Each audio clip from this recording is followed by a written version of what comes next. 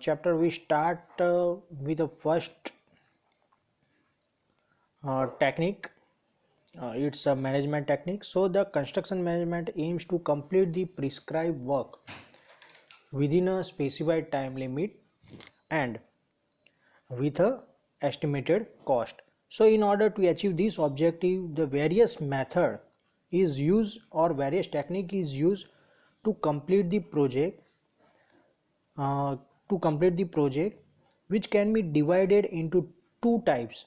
So there are main two types of the groups in a management technique. So first one is a conventional method and the second one is a network diagram. So here conventional method is another divided into three part: Gantt chart or a bar chart, and second is a milestone chart, and third one is a line of balance technique, means LOB. And network techniques or network diagram is divided into two parts. First one is a CPM and second is a PERT, PERT.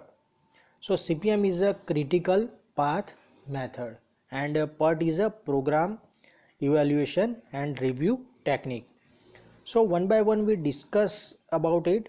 So first we start with a conventional method, and in a conventional method, first method is a bar chart or Gantt chart.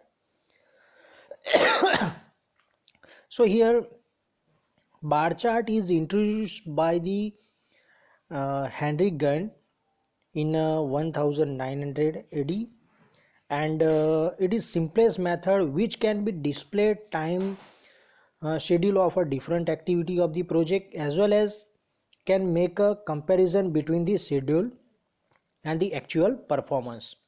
And the bar chart are a pictorial representation of the project in a two coordinate axis.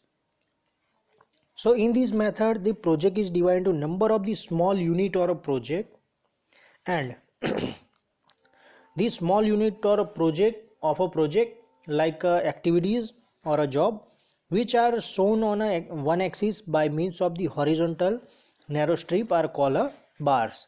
So in next slide one example is there and figure is there, so you uh, exactly know about the bar chart. And in another axis time is given, so time is in the form the day, weeks, month, year, etc. So the beginning and the end of the bar represent the time start and completion of the activities, and the length represent the total time required to complete the activity. So here one of the example is given. So here let the small project having the following details: draw the bar chart for the project and give comments and conclusion. So in a G2 examination, this type of the question asked in a G2 examination, like uh, what is Gantt chart or bar chart, and explain in detail with example, or write a short note on bar chart. So here different activity is given. So activity A, B, C, D, E, F, G is given, and duration means time is given in the form of the days. So activity A completion time is required 10 days. So within 10 days A activity is completed, and B activity is completed in 5 days, C activity 10 days, D activity 7 days, E activity 8 days, and F activity 10, and G 10 days. So here there are two axes is drawn, x and y axis. So on a x axis we draw the time or mark the time, and in a y axis activities are written. So we write A, B, C, D, E, F, G in the form of the sequence. So this one is a sequence, and from the table activity A is completed within 10 days. So here activity A start from the 0 and complete at a 10 days. So 10 days, here 10 is mark already, 10 days time is marked. So here draw the one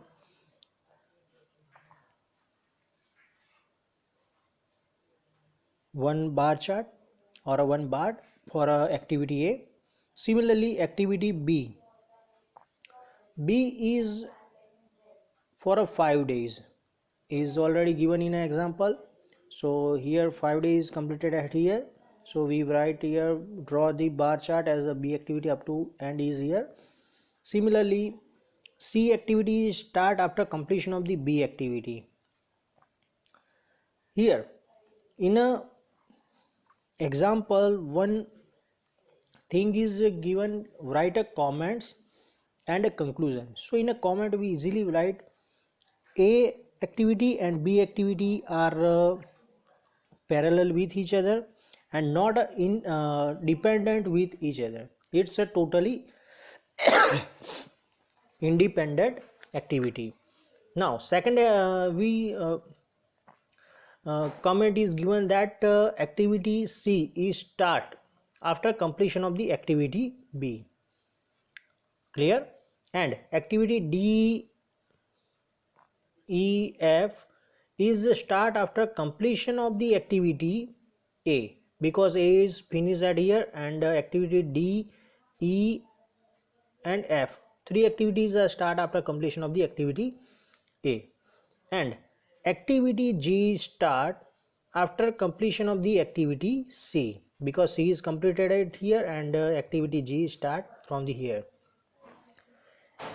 Now one of the important thing is that, so all the bar length, this length, all the bars length is already given in a table, this value. So from this value we draw the length of the bar as per the time duration is given at a x-axis. And what we discuss, all these things are discussed written here in this slide.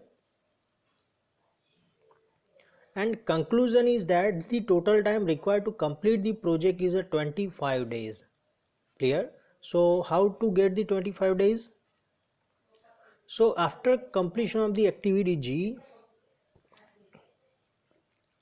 here work is completed. Clear? So this G activity is at 25 days, work is completed. So total time duration for the completion of the project, all the activities completion of the all the activities is a 25 days, because it's end of the project work. Now second type of the chart, second type of the chart is a milestone chart. So milestone chart is a modification of the Gantt chart, and in a milestone chart,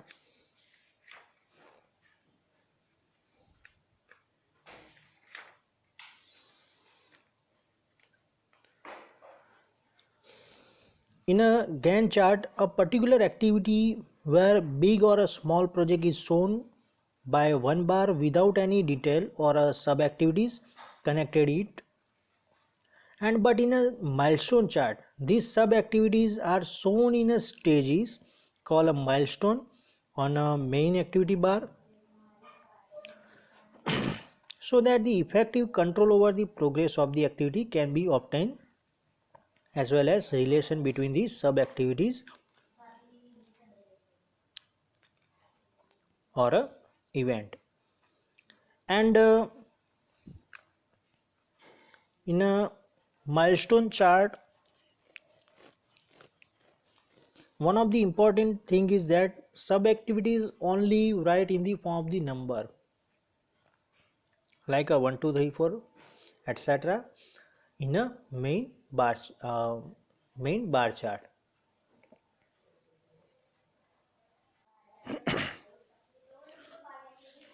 Now next technique is a line of balance technique. So LOB is used to find the resources for each stage or operation.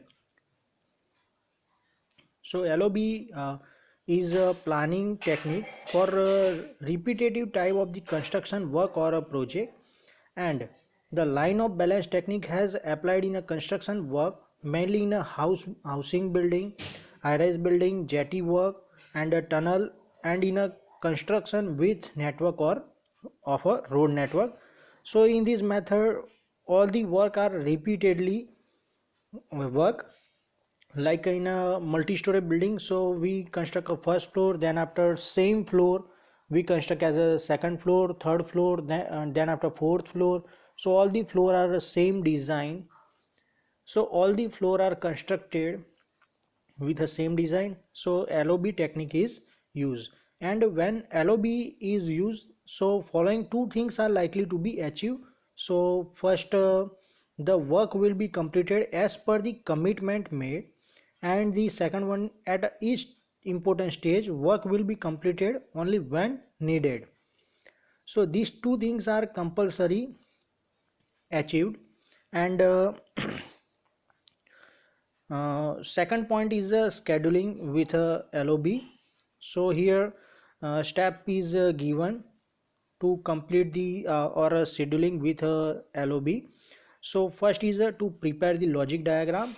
Second is to estimate the man hours required to complete the each operation.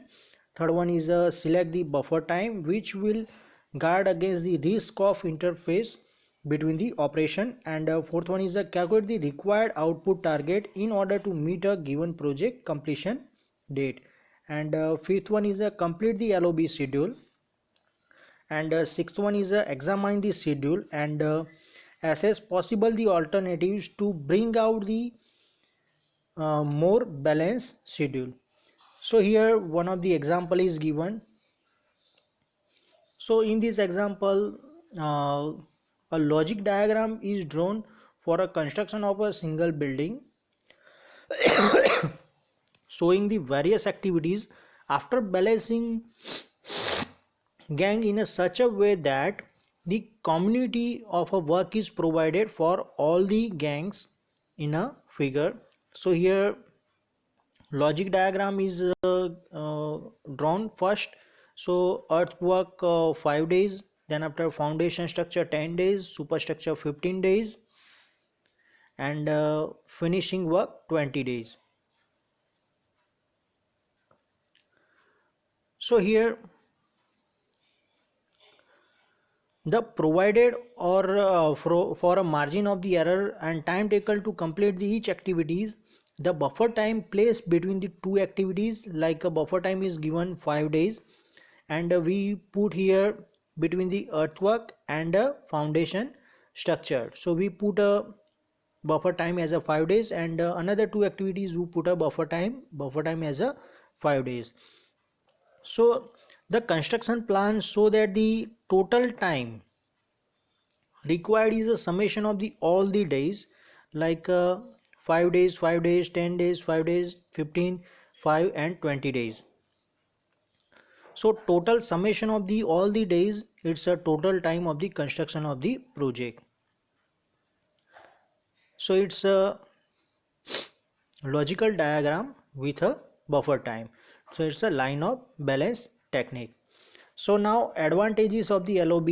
So combining the logic of network analysis with a principle of a line of balance provided a very detailed picture of any project, and reduce the amount of network planning and scheduling, since only one network is used for the each type of the unit, and provide a simple and effective tool for the programming, the ordering and delivery of the material, and subsequently their incorporation into construction. And by monitoring the progress, individual jobs which are falling behind the schedule can be easily identified, and early corrective action is taken.